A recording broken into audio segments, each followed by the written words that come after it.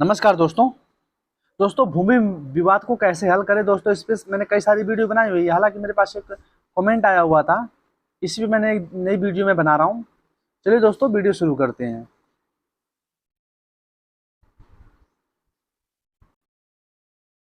दोस्तों कमेंट आया था, सवाल है, मेरी भूमि 3 साल पहले मेरे नाम पर पंजीकृत की है। मैंने एक बार दीवार बनाना शुरू कर दिया, लेकिन निकट पड़ोसी के साथ समस्या थी। उन्होंने दावा किया कि उनके पास 5 फीट जमीन है, लेकिन मेरे पास पूरा सबूत है कि मेरे नाम पर भूमि का कार्य पंजीकृत है। अगर मैं कागजात मांगता हूं तो वो मुझे उत्पादित नहीं करते, और मामले में ज़्यादातर समय शारीरिक लड़ाई में समाप्त होती है। कई बार शारीरिक लड़ाई हुई और स्थिति निपटारे में नहीं आ रही है।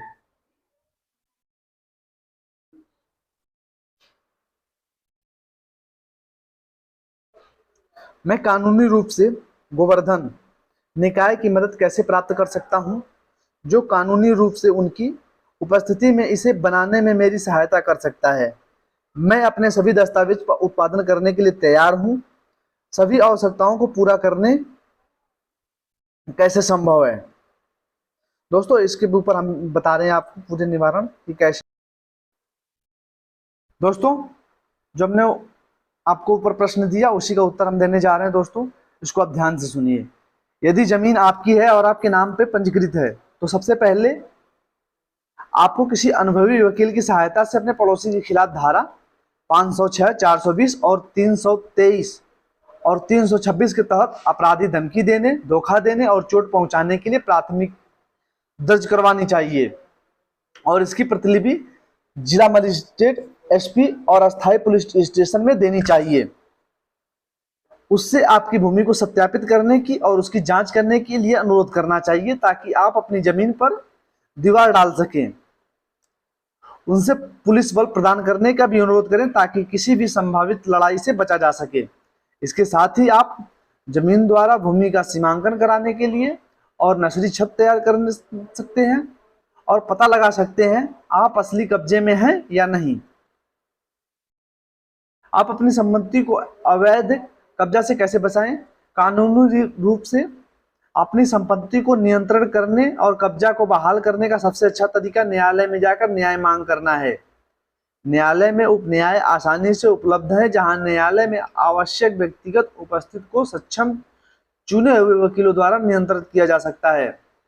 कानूनी कब्जे कानूनी के तहत संपत्ति के कब्जे को बहाल करने और यहां तक कि शांतिपूर्ण कब्जे के साथ किसी भी तीसरे पक्ष के अत्याचार या अवैध हस्तक्षेप से बचने के लिए उपलब्ध होते हैं।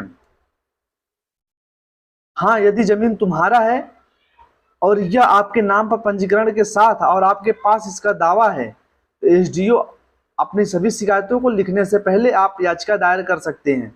इसकी प्रतिलिपि जिला मजिस्ट्रेट, एसपी और अस्थायी पुलिस स्टेशन में दें। उससे अपनी भूमि को सत्यापित करने और उसकी जांच के लिए अनुरोध करें, ताकि आप अपनी सीमा डाल सकें। उन्हें पुलिस बल प्रदान करने का भी अनुरोध करें, ताकि आप किसी संभावित लड़ाई से बचा जा सके। समस्या का समाधान यह है कि सबसे पहले आप सरकार अपनी भूमि द्वारा सीमांकन कर सकते हैं और नर्सरी छत तैयार कर सकते हैं, और पता लगा सकते हैं कि आप कब्जे में हैं या नहीं।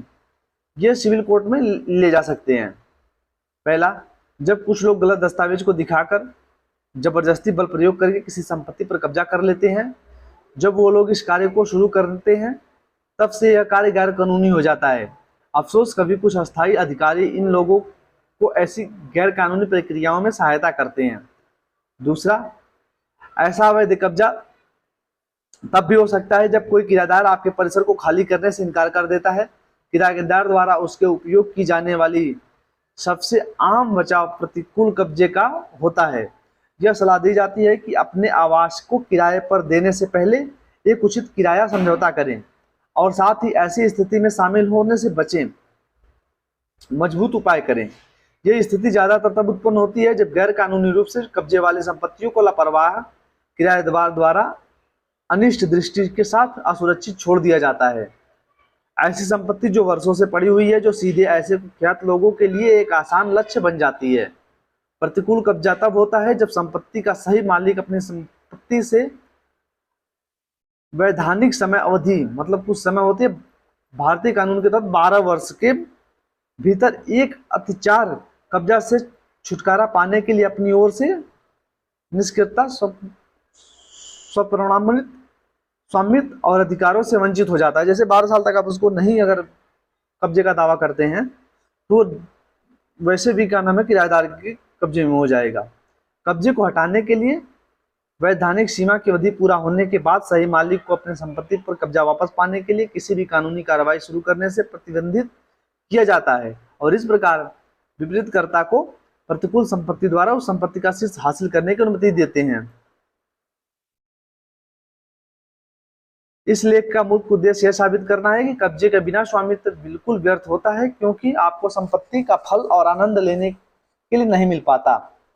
अप्रवासी भारतीयों के पास अवैध कब्जे अतिचार के मामले सबसे आम हो सकते हैं। इसके कारण पहला, एनआईआर लोग जब अपनी एनआईआर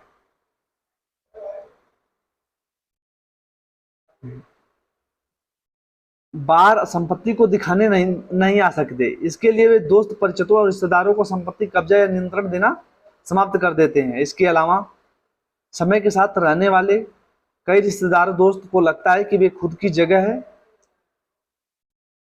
क्योंकि संपत्ति की निगरानी और पर्यवेक्षण करने वाला कोई नहीं है। चौथा, किराएदार बार देखभालकर्ताओं के साथ मौखिक और पंजीकृत समझौते अवैध कब्जे के प्रमाण स्वरूप काफी सामान्य है।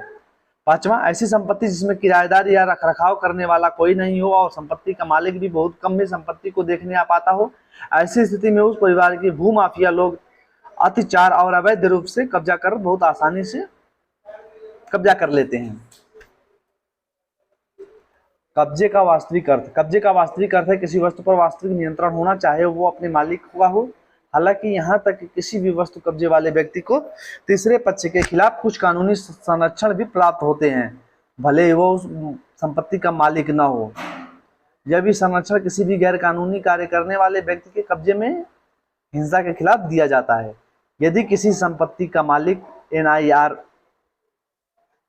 एनआरआई होता है तो वर्षों तक उस संपत्ति को देखभाल नहीं कर पाता और विदेशी से ही उस संपत्ति पर अपने मालिकाना अधिकारों को प्राप्त करता रहता है। ऐसी संपत्ति पर किसी व्यक्ति को फर्जी कब्जा करने और उसकी संपत्ति को जाली दस्तावेज बनवाने में अधिक समय नहीं लगता। इसके अलावा जैसे ही पहले भी उल्लेख किया गया है कि ऐसी स्थिति में उस फर्जी व्यक्ति को संपत्ति से निष्कासित करना बहुत मुश्किल हो जाता है। आप अपनी संपत्ति को अवैध कब्जा से कैसे बचा सकें? कानूनी रूप से अपनी संपत्ति को नियंत्रण करने के लिए कब्जे को बहाल करने का सबसे अच्छा तरीका है न्यायालय में जाकर न्याय मांग करना।